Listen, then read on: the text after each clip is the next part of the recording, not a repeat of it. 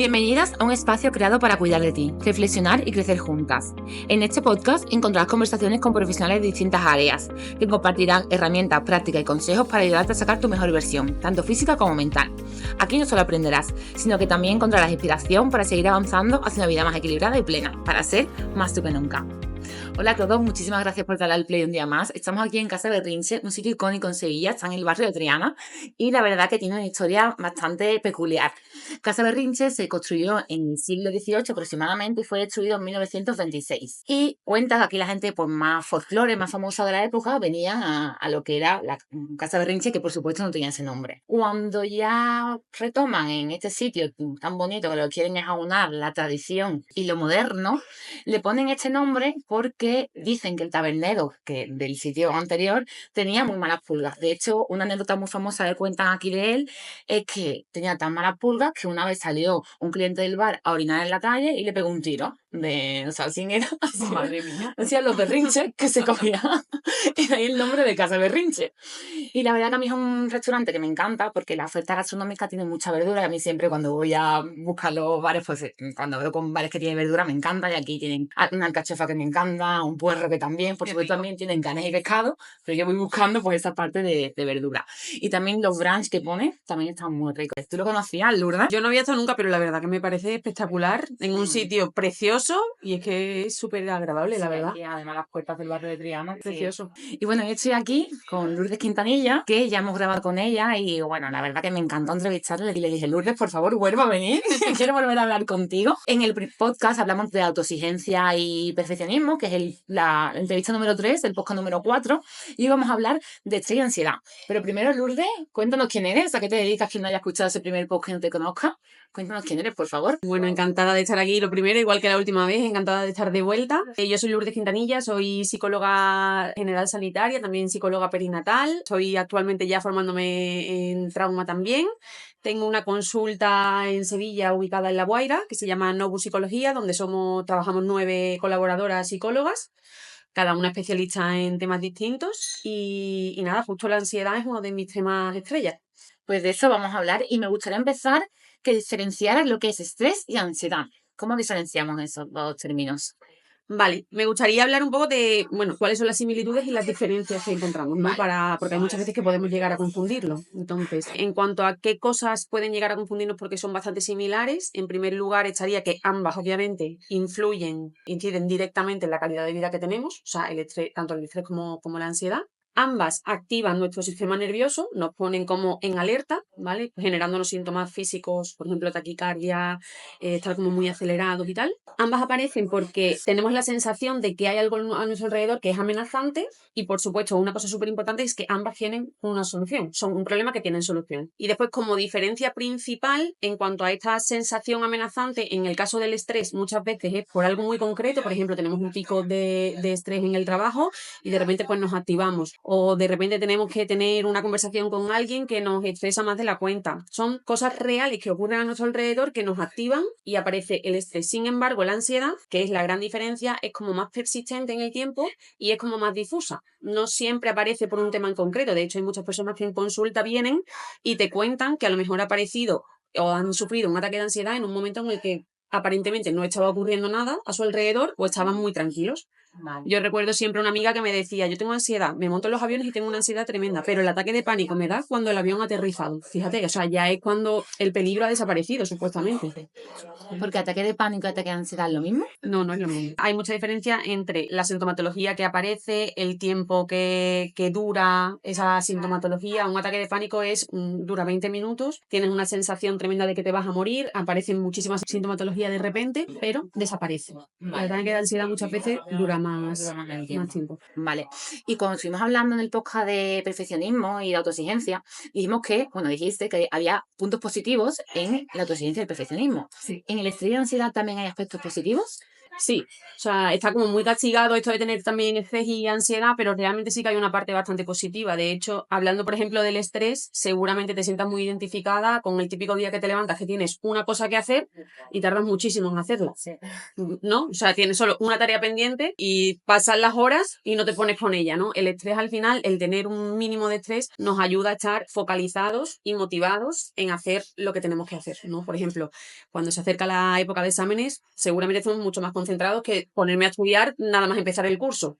Sí. ¿Sabes por qué? Porque al final ese estrés nos ayuda a movernos. Si se va de las manos y tenemos un estrés muy elevado, pues por supuesto no, nos puede llegar a bloquear. Y la ansiedad también tiene una parte positiva. Realmente la ansiedad no es algo negativo, es un mecanismo evolutivo, es un mecanismo de supervivencia, nos pone en alerta. Realmente tenemos que tener en cuenta que es más una aliada que una enemiga. Yo siempre lo digo en la consulta. Lo que pasa que muchas veces aparece de una forma muy molesta, ¿vale? Pero la ansiedad tiene un mensaje para darnos. Tenemos que atenderlo, tenemos que escucharla. Muchas veces la ansiedad es el cuerpo gritando después de mucho tiempo sin haber atendido algo que nos estaba ocurriendo. Entonces, tenemos que verlo eso, pues como una aliada más que como una enemiga. ¿Y a qué síntomas debemos atender para saber si la ansiedad realmente es un problema o simplemente nos está avisando de algo? En primer lugar, tenemos que atender sobre todo a cualquier cambio que tengamos en nuestro cuerpo y en nuestra manera de pensar y de percibir el mundo. Cualquier cosa que cambie de repente, tenemos que atenderla, ¿vale? Sobre todo si es algo que se presenta de una forma muy frecuente,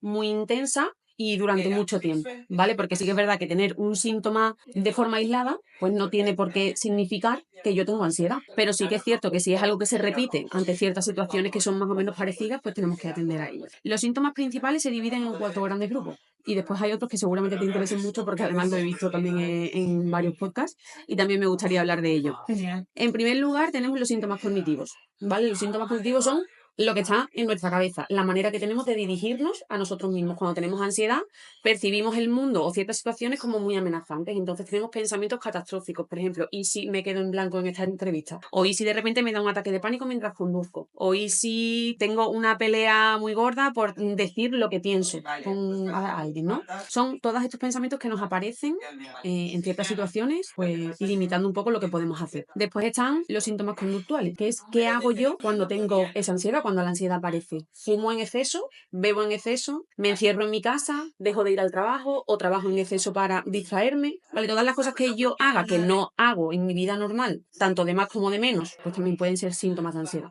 Después estarían los síntomas fisiológicos, que son como los más llamativos, ¿vale? Porque son los que se pueden llegar a confundir con problemas médicos. Es lo que pasa en mi cuerpo cuando yo tengo ansiedad, por ejemplo, taquicardias, sensación de mareo, sensación de presión en el pecho, de nudo en la garganta y de que no puedo tragar, sudoración, temblores, ¿vale? Estos son los más llamativos y son los que normalmente hacen que la alarma sí que salte, porque ya te digo que como son parecidos a que me pueda estar dando un infarto o que me vaya a desmayar, son los primeros que hacen que la persona pida ayuda. Y después, por último, estarían los emocionales, pues estar a lo mejor más irascible de la cuenta, más irritado, más triste, más apático, más cansado. ¿Vale? Esos serían los 4 grandes grupos, pero después también ahora está como muy de moda, yo también lo veo mucho en redes sociales, otros síntomas que también son señales o podrían ser señales de ansiedad, pero que muchas veces no se relacionan, o sea, no pensamos que están directamente relacionados con la ansiedad. Por ejemplo, que te sonará muchísimo, intolerancias alimentarias. Hay muchas veces que tenemos una intolerancia o tenemos un problema a nivel de alimentación, pues por ejemplo que no me siente bien la comida o que esté más hinchada de la cuenta, que puede estar directamente relacionado con la manera que tengo de alimentarme, pero también muchas veces tiene mucho que ver la ansiedad. Yo recuerdo una chica en consulta que tenía un diagnóstico de algo relacionado con el reflujo, pero solo le aparecía en épocas de exámenes. O sea, era un poquito llamativo, ¿no?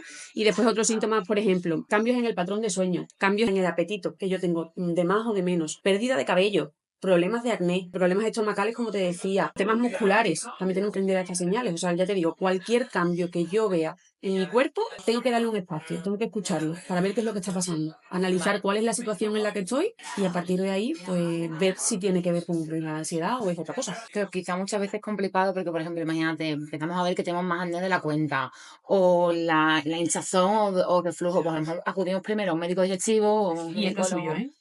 Vale, O sea, entonces que lo primero hay que primero descartar. es... Vale, genial. Sí, sí, Era lo que te sí. quería Primero hay que preguntar. descartar. Hay Vale. que descartar, pero si veo que me tiro meses intentando buscar una solución a un problema y no desaparece por mucho tratamiento que me pongan, o incluso los médicos me dicen que no tengo nada, pues a lo mejor tengo que aprender a atender a mi salud mental, porque a lo mejor Sí. está por ahí. Pero por supuesto que siempre hay que descartar primero. Vale, y si alguna oyente se está sintiendo identificada, ¿qué debería hacer? Pues yo creo que lo principal es tomarse ese momento más que como un problema, como un momento de aprendizaje y autorreflexión, ¿vale? Yo creo que en el momento en el que tú te sientes identificada con esto que estoy diciendo, por si de repente ves que sí que tienes estos síntomas y sí que llevas un tiempo estando mal, es importante que te pares a pensar, porque estoy así, ¿qué es lo que me está pasando? ¿Cuáles son las situaciones que me disparan esta sintomatología? ¿Desde cuándo me ocurre? ¿Con qué intensidad? Empezar a hacerte como preguntas, sobre todo también, ¿qué soluciones he puesto a este problema anteriormente que me han servido y qué soluciones he puesto a este problema que a lo mejor no me han servido tanto? Vale. ¿Vale? Es importante tomártelo como un momento de autorreflexión y ahí empezar a meter autocuidado a tope, a lo mejor hacer más deporte, descansar mejor, quitarte horas de trabajo o tomarte el trabajo a lo mejor de otra manera, tener una conversación con alguien, porque en el momento en el que empiezas a preguntarte por qué tengo ansiedad, empiezas a obtener respuestas y esos son los cambios que tú tienes que hacer para que la ansiedad deje de aparecer. O sea, primero sería, pues, por supuesto, descubrir cuál es el causante de la ansiedad, es decir, Sí, pues puede, eso, sí, claro. porque tengo ansiedad. Sí. Y también quizás tener como una caja de herramientas, ¿no? De cosas que te tranquilicen, por lo menos. Sí, y ahí es súper importante el autoconocimiento, porque claro, no todos necesitamos lo mismo. Entonces, a lo mejor, si tienes ansiedad, porque a lo mejor estás en el trabajo muy hasta arriba, pues, ¿de qué manera puedo yo reducir esto? ¿Puedo hacerlo? ¿Cómo puedo cuidarme más en el trabajo? Y, por ejemplo, ahora que estás comentando el tema laboral, si veo a una amiga, amigo, pareja, padre, madre, compañero de piso, que yo detecte que tenga ansiedad laboral o cualquier otro tipo de ansiedad, ¿cómo puedo ayudar a esa persona? Pues aquí, que está muy de moda en Instagram, podemos sacar las banderas verdes y las banderas rojas, ¿no? Vale, sí. Vamos a empezar por las rojas, que es lo que no hay que hacer cuando de repente me doy cuenta de que la persona que tengo al lado, ser querido, compañero de trabajo, pareja o quien sea, tiene ansiedad. Lo que no hay que hacer, sobre todo, es invalidar las emociones de esa persona, porque esto es súper típico. Hay muchas veces que se hace de una forma súper directa y otras veces es muy sutil. Pero esto de no pasa nada, no pasa nada, no le hagas caso. Hay un montón de gente que está como tú. Estas cosas, por favor, podemos ahorrárnoslas, ¿vale? Este tipo de frases. Después también intentar no presionar a la persona a que vuelva a ser la versión que era antes, porque tampoco sabemos en qué situación está esa persona o si quiere o puede volver a ser esa versión. ¿Sabes? Que hay muchas veces que es como el típico amigo que salía de fiesta y era súper divertido, de repente tiene ansiedad y ya, pues yo quiero que vuelva a estar ahí, ¿sabes? Entonces es como forzar a esa persona a estar haciendo cosas que a lo mejor no le vienen bien. Te quiero hacer una preguntita, perdón por interrumpirte, pero me gustaría que explicaras el por qué decirle a alguien de no pasa nada, invalidar la emoción, como has dicho, no es lo correcto. Porque al final no le deja sentir, la persona tiene que sentirse tal y como se sienta en ese momento. O sea, el sentir la emoción que está apareciendo en ese momento le va a dar muchísima información. Si yo estoy constantemente diciéndole, no pasa nada, no te sientas así, no te pongas triste, no hagas... Es como que te estoy cortando las alas a decir, venga, investiga a ver qué es lo que te pasa, qué es lo que te hace sentir mal, qué es lo que te hace sentir triste. Le estoy poniendo como un parche a una cosa, pero que la herida sigue estando. Y quizás la persona que lo oye se siente mal también porque cree que su emoción no tiene validez. Es que no sé si a ti te han dicho eso alguna vez. A mí cuando me lo dicen me siento muy mal. Sí. O sea, cuando yo qué sé, ahora por ejemplo que tengo una hija que a lo mejor está mala y estoy preocupada, no pasa nada, si es que todos los niños sufren las malas. Es como, pero yo, mi hija, es que me da igual el resto de niños, es que yo estoy preocupada porque mi hija está mala, me da igual y me quiero sentir mal. Y además es que a lo mejor quiero incluso hasta llorarlo y me quiero enfadar porque no quiero que mi hija esté así.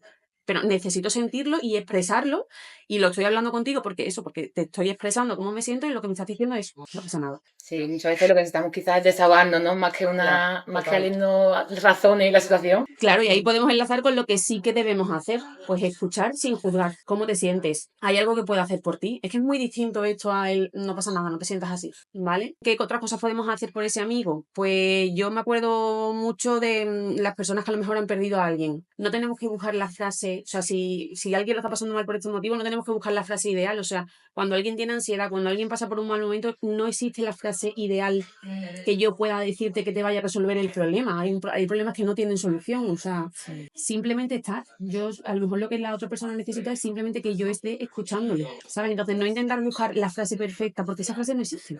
Simplemente, a lo mejor solo necesito que estés ahí conmigo. Después también es importante no dar por hecho que a lo mejor lo que yo necesitaría en ese momento de malestar, si estuviese pasando por la misma situación que pasas tú, es lo que tú vas a necesitar. Por eso la pregunta de qué necesitas o qué puedo hacer por ti es una pregunta súper necesaria y súper potente. Porque a lo mejor yo, en un momento de malestar o de ansiedad, lo que querría es un abrazo y a lo mejor tú, pues no, lo que necesitas es espacio, estar en silencio y no hablar del tema. Entonces es muy importante preguntar. Después también, ¿qué otra cosa podemos hacer? Pedir perdón cuando no sabemos cómo ayudar. Si yo no sé cómo ayudarte, o sea, es que no hay cosa más humilde que decir, es que no sé qué puedo hacer por ti, lo siento. O sea, si la he cagado, lo siento. ¿Sabes? Estas son las cosas que sí que podemos hacer por una persona cuando tenemos ansiedad. Por supuesto, si veo que esa persona necesita ayuda, sin forzarla, porque no todo el mundo está en momento o puede ir a terapia en todo momento, sin forzarla, decirle, ¿qué te parecería pedir ayuda? ¿Sabes? Incitarla un poquito a ir a terapia, pero de una forma sutil, pues si a lo mejor no está en su momento, como decía.